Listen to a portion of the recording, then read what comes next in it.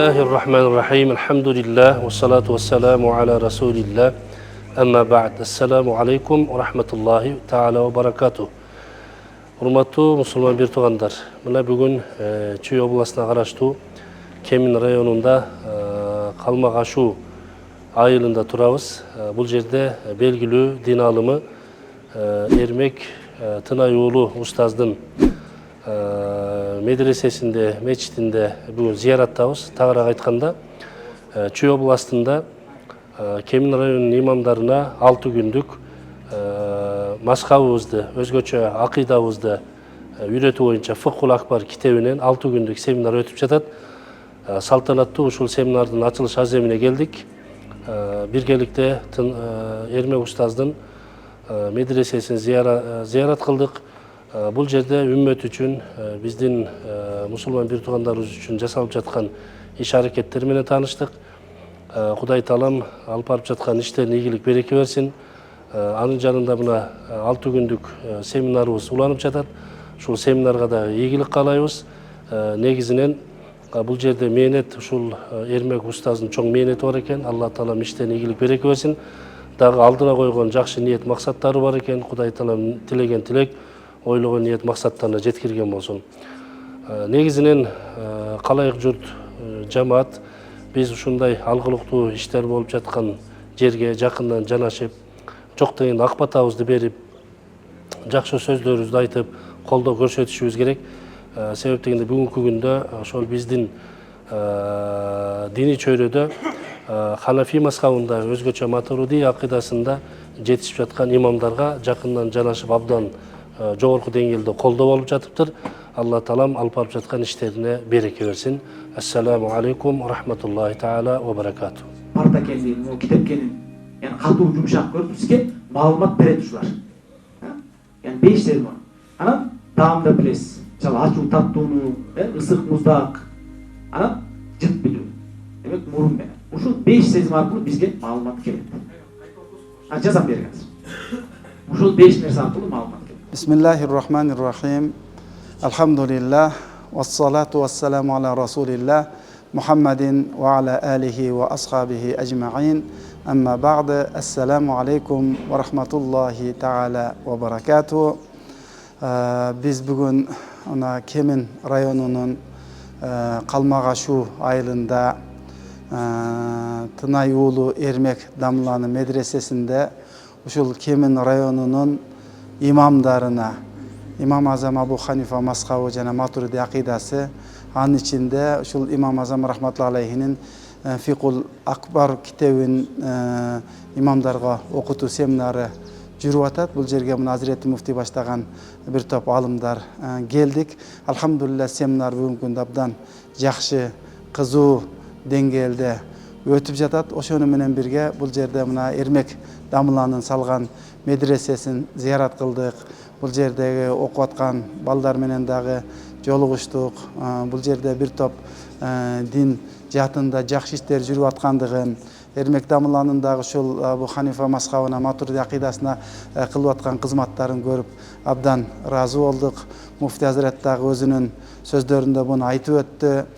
Биз дагы мына ушул имамдар менен сүйлөшүүдө акыйдага басым жасап, акыйданын канчалык деңгээлде зарылдыгы, биздин ушу Матуриди акыйдабыз жалпы элибиздин башын бириктире турган, ынтымак алып келе турган, ушу пайгамбарыбыздан келаткан түз акыйданы чагылдырып жеткирип бере турган жол экендигин имамдарыбызга түшүндүрүп жеткирип атабыз. Буну жалпы элибизге жайылткан болсок, ушу мамлекетибизде дайым максатыбыз ынтымак болсо, биримдик болсо. Эми тарыхка карай турган болсок, биздин Орто Азияда Имам Азам Абу Ханифа мазхабында, Матуриди акыйдасында жашап келгендиктен эч качан диний чыр-чатак болбоптур.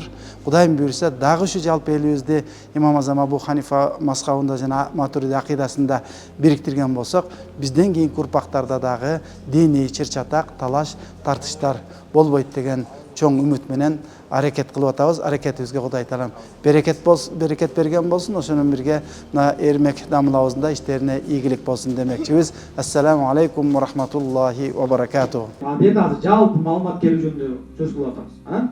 Кайсынысы менен Кудайды тааныганга болот, кайсынысы менен Кудайды тааныганга болбойт. Ошого бул биринчиси. Euzu billahi mineşşeytanirracim. Bismillahirrahmanirrahim. Nahmaduhu nusalli ala Rasulullahil Kerim. Amma ba'd. Allah Ta'alaga maqtovlar bolsun, jana suyuktүү payg'ambarimiz Muhammad Mustafa sallallahu aleyhi ve sellem'e salavatlar bolsun. Allah Ta'ala nasip kılıptır mına bugün uşul Ermek Dambulavыздын salgan medresesinde moldakeleribиздин, имамдарыбыздын илимин арттыруу үчүн азыркы учурлардагы жанагыдай акыйданын же түз көз карашта элге жеткирүү үчүн ислам дининдеги туура багытты үйрөтүү үчүн биздин дамбылаларыбыздан ошол муфтияттын ичиндеги аалымдардан молдолорубузга 6 күнгө окуу иштерин açıp ошол ачылышка Hazreti Muftiyimiz Abdulaziz Zakir уулу келип ачылыш жасап кетти. Жана биздин Чүй областынын казысы Дамбылабыздагы өзүнүн оюн айтып ушул ачылышка катышып кетти. Ошону менен биз дагы мен ошол Чүй областынын казыятынын атынан өз оюмду билгисип bir екі сөз айтып коюуну туура көрдүм. Аллах субханала таала бизге, биздин мамлекетибизге ушундай бир жакшылыктарды насип кылсын. Ошонун бир себеби ушул мамлекетибиздин динге, ислам динибизге болгон көз карашынын өтө тазалыгы. Мына канча жылдан бери ошондой мечит медреселердин курулушуна, мусулмандарыбыздын ибадат кылышына эч бир тоскоолдук кылбай, бардык убакта ошондой замангыла талап менен салынган мечиттердин курулушуна жардам беришип, эми ошол мечиттерде илим алыш үчүн ушундай жакшы шарттар түз берип атат. Бирок ушул мен кичинесинен мына Эрмек Дамбылабызды жакшы билем. Эрмек кичинекей ошол 20 жаштагы учурунан бери менин алдымда, анда мен 20 жыл, ушул 25 жылга чейин Кемин районунун баш имам катыбы болуп иштедим. Ошондо ушул айылда атасынан кийинки ушул мен имам болом деп ошо чуркап жүргөн кичинекей бала мына бүгүнкү күнү ушундай бир Кыргызстан тааный турган ошондой бир жакшылыкка жеткен себеби бул баланын тазалыгы. Ошол ибадатында дагы, окуусунда дагы, кылган ишинде дагы, жана ата-бабаларыбыздын эски китептерин окушта ушул экөөбүз устаз апалды окуп, эски мурунку аталардын китебин да жакшы окууга жетишкен. Ошонун ичинде жакшы дуалар, хикаяттар, кептер бар. Ошондон пайдаланып бүгүнкү күнү мына.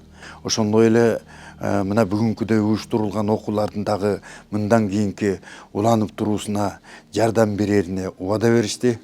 Алла Таала ишине ийгилик берсин, ден соолугуна береке берсин, өзү таза болгон, жаш болгон Алла Таала да билип ушундай бир жолун ачып берди. Биз дагы Эрмек Дамбыланын ушундай өмүрлүү болушун, динге ушундай кызмат кылышын, ошондой Кемин жергесинен да ушундай дүйнөгө Кыргыз элине пайда келтире турган бир уулубуз бар деп биз дагы сыймыктанабыз. Алла Таала өмүр берсин, тилегин берсин, ушундай ачылыштарды, окууну көп уюштурушуна тилектешпиз.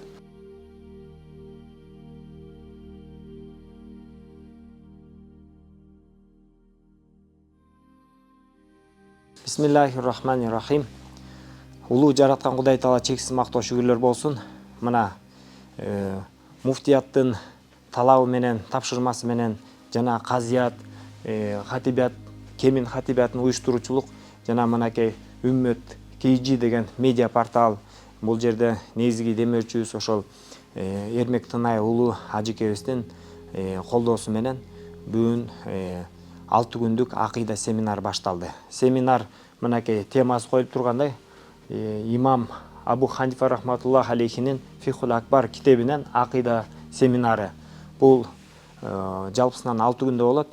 Бирок ушул 6 күндүк семинар бир китепти башынан аяк, ар бир сапка, ар бир сөзгө токтолуп, бүгүнкү биздин Кыргызстан мамлекетибиздеги жанагындай башка агымдар, башка жанагы фыркалар, адашуулар эмнеден болуп кетти, ошонун баарына жоопту толук канааттандырырлык алып, ошо сабак 6 күн ичинде болуп бүтөт.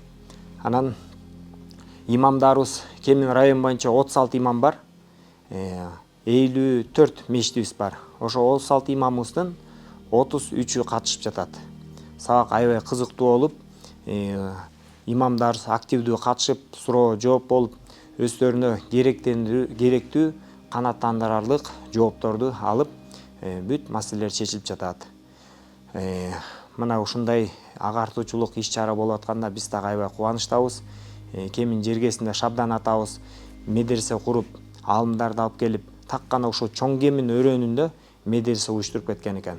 Балким ушул иш-чараны мен ойлойм, Шабдан атабыздын бир калтырып кеткен мурасынан бир үзүндүү, же болбосо бир уюткуу, көрөнгүү болуп, ошол иш-чара уланып жатабы деп. Аллах Таала ушул илимибизди, окуубузду кабыл кылып, элибизге, жерибизге оомат, тынчтык, саламатчылык насип кылсын. Амин, кабыл болсун.